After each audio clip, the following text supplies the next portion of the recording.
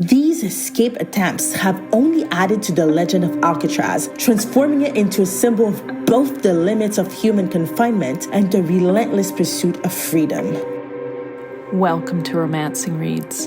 In this episode, Pamela Pascal reads her article, Journey to Alcatraz Island, a walk through history and legacy.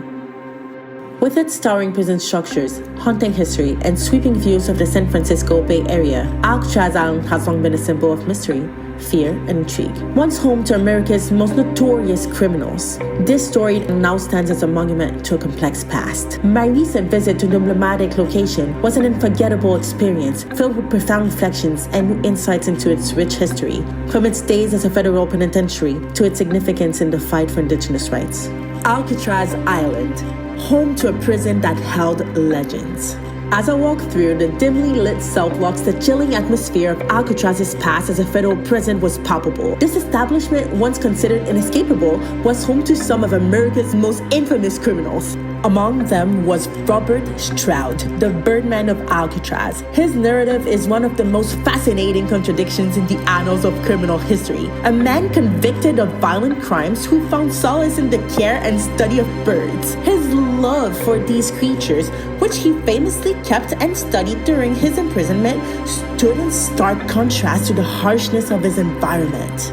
Another notorious figure who called Alcatraz home was Al Capone, the infamous gangster among the first prison inmates. Once the powerful ruler of Chicago's underworld, Capone was brought to his knees by the unyielding routine of prison life on the rock. Walking past these cells, I was struck by an overwhelming sense of isolation and despair that must have consumed these men, who despite their power and influence outside, were reduced to shadows of their former selves within these cold, unforgiving walls. Sacred places within the walls of Alcatraz prison.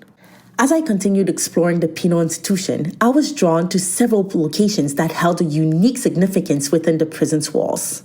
The chapel, intended as a space for spiritual solace, was the only place in the prison where no violence ever occurred between inmates. Prisoners seeking redemption or simply a moment of peace would gather there, though the ever-present tension of their surroundings was never far away. The courtyard, a rare open-air area, provided a brief respite for the convicted, a place where they could experience a silver freedom. Even within the high stone walls that surrounded them, the courtyard allowed prisoners a momentary escape from their harsh reality. A place to socialize, exercise, or simply glaze up at the open sky, imagining a life beyond the island. The library, filled with masterpieces that transported all to worlds far beyond their cells, 3 books at a time, was another vital refuge. For some, it was the only connection to a life outside, a source of knowledge and a way to maintain a semblance of normalcy.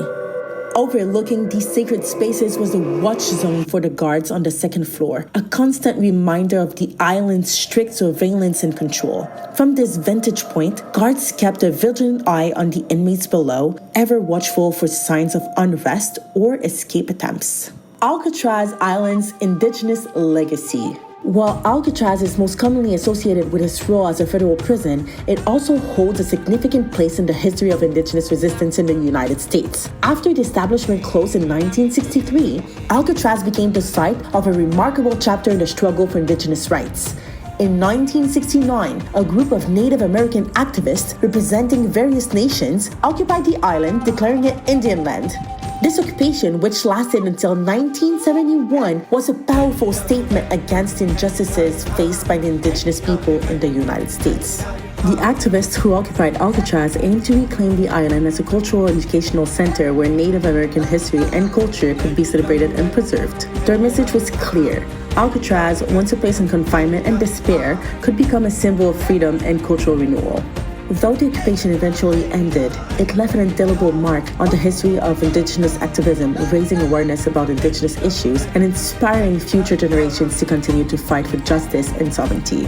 Legends and escapes of Alcatraz Island. Alcatraz was designed to be an impenetrable fortress, yet it became the stage for some of the most daring escape attempts in American history. The most famous escape from Alcatraz occurred in 1962, when Frank Morris and the Algen brothers, John and Clarence, ingeniously crafted a plan to flee the island. After months of digging through the walls of their cells with makeshift tools, they fled through the utility corridors and launched a raft made from raincoats into the treacherous waters of San Francisco Bay. Their fate remains one of the most intriguing mysteries, as they were never found, leaving open the question of whether they successfully reached freedom.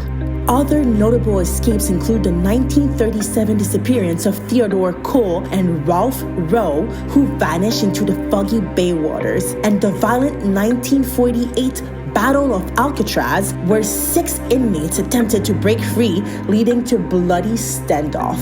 These escape attempts have only added to the legend of Alcatraz, transforming it into a symbol of both the limits of human confinement and the relentless pursuit of freedom. Reflections on a journey. My visit to Alcatraz Island was a journey through both the darkness and the most resilient aspects of human history. The stories of those who were imprisoned on the island and those who fought to reclaim it as a symbol of resistance are the testament to the complexities of history. Alcatraz Island is more than just a former prison. It's a place where history, suffering, and resilience converge. My journey to the island was not just a step back in time, but a step forward in understanding the intricate tapestry of American history. From the notorious criminals who once inhabited its cells to the brave activists who fought to redefine its legacy. This visit will stay with me for years to come, a powerful reminder of the enduring human spirit and the complex stories that shape our world. Lastly, I want to thank Stanford from National Parks tremendously for the extraordinary private tour and the wealth of information he shared with me. His dedication and passion made this visit an experience I will treasure forever.